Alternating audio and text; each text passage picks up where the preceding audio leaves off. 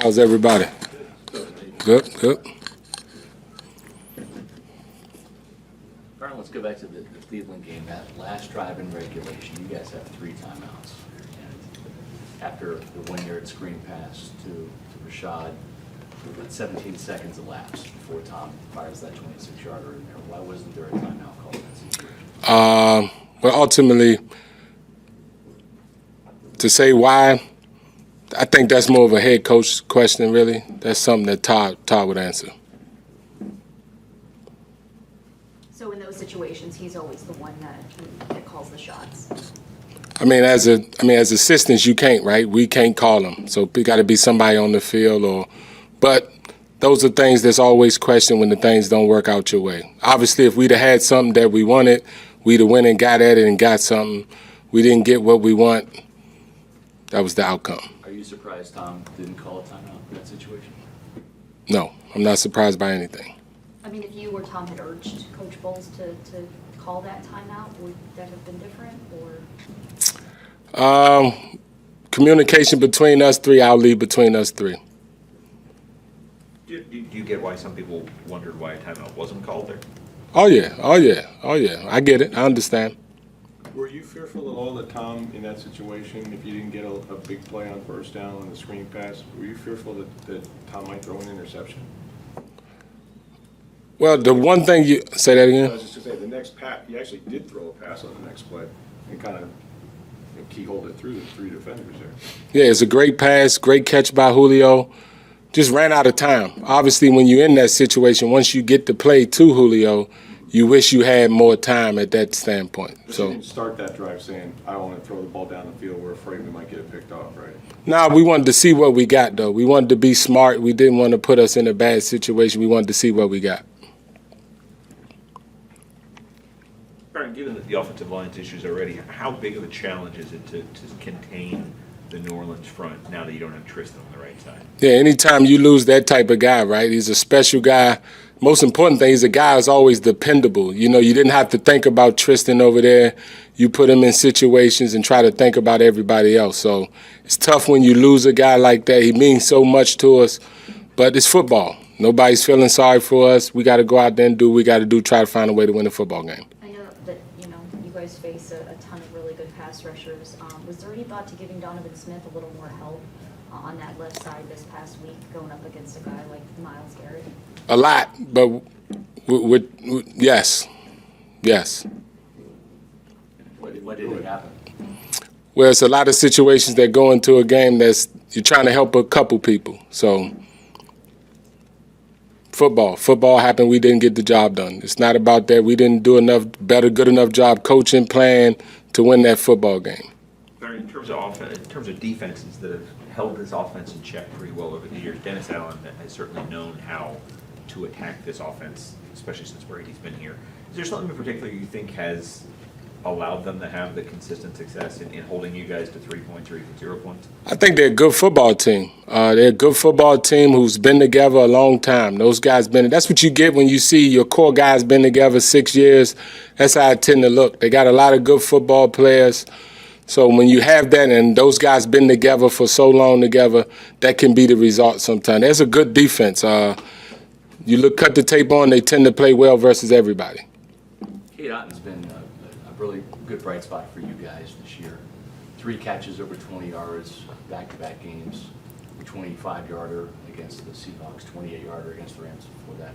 Game-winning touchdown against the Rams. He didn't have any targets in Cleveland, and yet Cam Brady has 5 targets there, and he probably hasn't been as dynamic as Cade has in the receiving game. Why was Cade not part of? That's just football. His number was called. Sometimes the ball didn't just get his way. That's the football.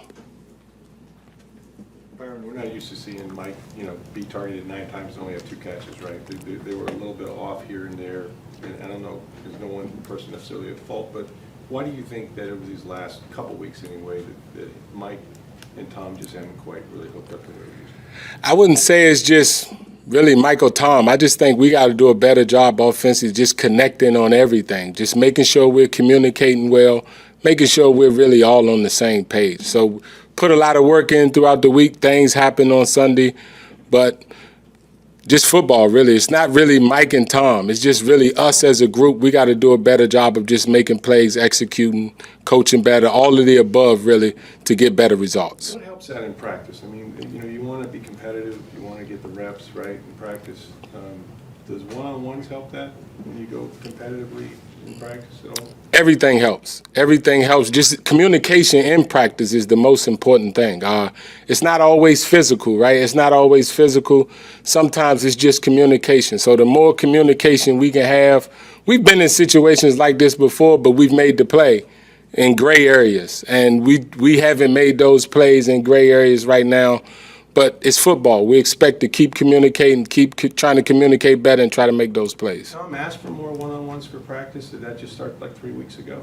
You hadn't done it for a while. Been doing it a little longer than that, a lot longer than that. Is it something he asked for? Who, Tom?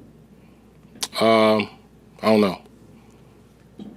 And you know, a guy like Mike is obviously very valuable, but given what happened in week 2, where, you know, kind of some emotions got in the way of things, what do you have to do to kind of keep him and other guys locked in so that they don't make themselves unavailable to the team by things like ejections? Well, the most important part for Mike, right? Mike got to understand how important he is for us and what he means to us. So losing whoever they would lose on defense and we losing Mike, that's advantage them the way that I see it. I think he's that important for us as an offense. He understands that. It was a lot of communication after that first game on how important he is to us and what he means to us, and I think he understands that. What is key to keeping a guy like him, who is a very passionate player, you know, keeping his emotions in check so that it's harnessed in a positive way on the field and you know, because you don't see it against other teams, right? It seems like it's only against this team. He'll be okay. He'll be okay. Several of the offensive players have been telling us, is it you that have been telling them how many games we got, how many practices we actually have? Is that to get them to realize that, you know, it's got to start now? Well, it's just communication to let everybody know where we're really at. You know, where we're really at, what we really got, and what's guaranteed to us. What's really guaranteed to us is those games, those practices. Anything after that, we got to earn. So we want more than that. We got to find a way to earn more than that. And that's what we're doing throughout the week, trying to find a way to earn that one more practice, one more game, one day at a time. Anything else?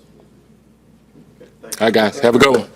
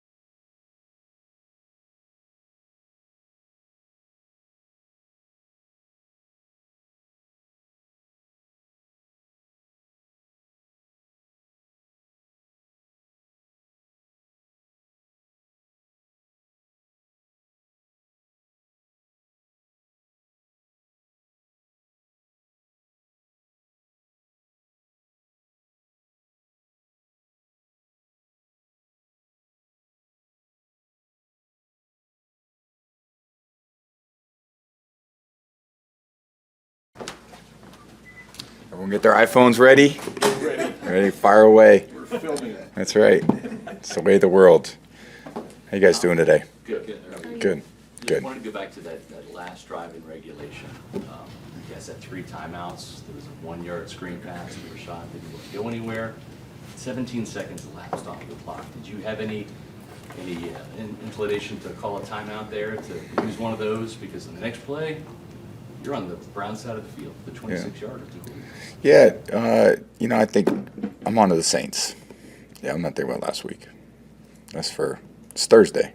That was last Sunday, so. I know, but we haven't had a chance to ask you about that, except for a couple minutes after the game. Yeah, you missed an opportunity. Yeah. What happened?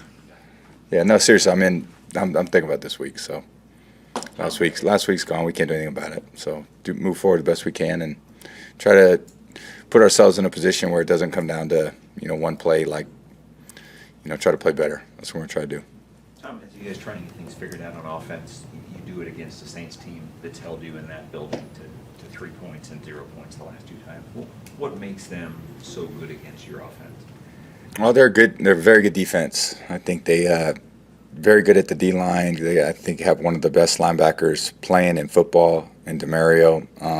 Very good in the secondary. I think they've invested a lot in their defense. Just very talented, and I think they make it a very physical game and tough to run the ball. They challenge you in the pass game. I think turnovers have been a big story against us in the times we've won and the times we've lost. So we're going to have to take care of the ball. We're going to have to make the plays when they're there. Got to stay balanced. We've got to play a great game in all 3 phases against a good football team that's been a tough team for us, no doubt. So certainly at home we're not winning scoring 0 points. We're certainly not winning, probably scoring 3 points. So we're going to have to do a good job and hit the ones that are there. You can only take care of this week, right? But do you feel like, all right, 5 and 6, still in first place in the NFC South, however that happened, that this story, it hasn't been written yet, that you feel like, you got 6 weeks to go? Yeah, we got 6 games, and everything will be determined by what we do going forward, and I think that's important for us all to realize. And every team faces different adversities, and we face quite a few in different ways with wins, losses. We've had some really great wins. We've had some really tough losses, and no one likes the fact that we're 5 and 6. Believe me, we're not celebrating any of that. We have not played the way we're capable of playing, and I think the thing we can do about it is this week we could try to go out and play the way we're capable of playing. But we're going against a team that's a very good team, and they're not going to let us off the hook. They're not going to give us touchdowns and give us easy runs and give us easy throws. They're going to challenge us. That's what they always do. Nothing else? Tom, I wanted to ask you, it seems you and Mike, you have not been completely in sync, just maybe a game or 2 here, a little bit off. I mean, we see 9 targets and 2 completions, and there's a lot of reasons for it, right? But that said, one of the ways, to groove that is out here on the practice field. You do that all the time. Yep. And you want to be competitive. Does it help to have one-on-ones, and is that something that you guys had gotten away from until like 2 or 3 weeks, or about 3 weeks ago? And did you ask for more of that competitive sort of battle, so you get confidence in guys? Yeah, I think practice is very important for all of us, and I think the more we can do in practice to simulate what goes on in the game, the better we do, and the more we gain confidence in one another. So I think the passing game is certainly about confidence and anticipation, and you get a lot of those reps in training camp, and you get into the season, and I think there's always a balance between keeping guys fresh and certainly a guy like Mike and I, we have a lot of years together now. I've thrown him a lot of balls, so I have a lot of confidence. He and I I have a lot of confidence in what we can do and what we've done, and we're just going to keep working at it. Football is a very humbling game for all of us. You can't ever take anything for granted. There's times where I walk in there, I think I'm the worst quarterback that ever played, and that's just the way it is. And you just try to go out there the next day and do a better job, and you get it back, and it's just the way football goes. So I think when you're losing, everything's horrible, and when you win, you think everything's great, even though not everything's great. And when you're losing, you think everything's horrible, even though it's probably not all horrible. It's just not good enough. And I think, there's a long season ahead for all of us, and still a lot of football left to be played, and hopefully our best is ahead of us. How do you keep those thoughts, those negative thoughts from kind of eating at you, especially when it's like you had such an up and down season like this one? I think you have teammates that's why you have teammates too, So when you're not feeling great, they help you feel better, and you got people that support you, and that's why it takes everybody, It's we're all out here doing, working hard, trying to do our best, and sometimes it doesn't always go well, and decisions are made in split seconds, and when you look back, are there things you would have wished you'd have done different? I'm sure every competitor would want something different, over the course of a long game. There's very few games I think I played in my career where I'm like, wow, that was really great out there. Probably very, very, very, very, very few. So you're just trying to evaluate where you are in the moment and try and do a better job going forward. And it's not just you got to communicate to everybody, because, look, I could think one way and receiver thinks another, running back thinks another, lineman thinks another. Well, that doesn't matter because we all have to be on the same page. So try to communicate it. That's why that's the challenge. It's a lot of people. It's a it takes a lot to get everyone on the same page, and you just work at it through communication and practice reps and film study, as much as you can. What's the biggest reason that you think that you can get this thing clicking or on the same page? Like, what's the biggest thing that gives you reason to believe, like, we can get this turned around? I think we have to go do it. Hope's not a strategy, so, you got to go out there and you got to earn it and you got to do it. Tom, when you look at Chris Godwin, these last couple games, he looks like Chris Godwin of old. Yeah. He's put a lot of hard work in. Yeah. You were there from game one, trying to fight through this to get back to where he appears to be right now. How exciting is that for you as a quarterback to kind of have that old Chris Godwin back, where he's really more dynamic than he was at the start of the season? Yeah, super just happy for him and proud of him to get back to this point. I think it's a very tough injury to go through, ACL reconstruction, and really contact one like that. And it's a lot of physical rehab. I think there's a lot of mental rehab to go through as well. And I could just tell his confidence in kind of how he's feeling, and he does so much for us when he's out there. The guy's a winner. He's a clutch player. He comes up big in every moment, and everyone could tell that. You always know it's going to take some time, even when you get back, to feel like yourself. I think, I've had that experience where, man, it's just, you're out there, but there's a little. It doesn't feel quite like, you had a full off season to prepare. You were rehabbing. You weren't, I would say, performance enhancement training. You were rehabbing. There's a difference. So you've got to, get to that point where you're, okay, now you're back to actually just trying to be a better football player, not to be, rehabbing. So Chris has worked really hard. Everyone believes in Chris, loves him, and is so happy when he has success. He deserves it. The last time you guys faced the Saints, Mike was lost in that game due to an ejection. Yep. Emotions obviously very high against a team that's been a challenge for you guys, while you've been here. Yep. What do you say? How do you keep guys focused on the task at hand and not letting their emotions get in the way of things? Yeah, I think it's an emotional game, and I think it's a very hard-nosed team that we're playing. These guys a lot of them been together for a long time, and they play well together, and they're confident. And it's just it's part of the sport. I think Mike obviously doesn't want to get kicked out of a game. I'm sure Marshawn doesn't want to get kicked out of the game. Everyone wants to compete and play hard, but you play to the letter of the law, and that's when it goes beyond that. Things happen, unfortunately, but you learn from it and try to move on and try to do better. So. Tom, a lot was made about there's one day a week that you don't practice, but we notice what we're allowed to see. You still go out there, you're working on footwork, you might not be throwing. How has that worked, and how are you feeling at this point in the season? Yeah, I think I've done quite a bit this year. I practiced a lot this year. I haven't missed many days throwing, but just take it week by week. Try to just try to keep moving and stay active and stay sharp. See if I can play as well as I can. Thank you guys. Appreciate it.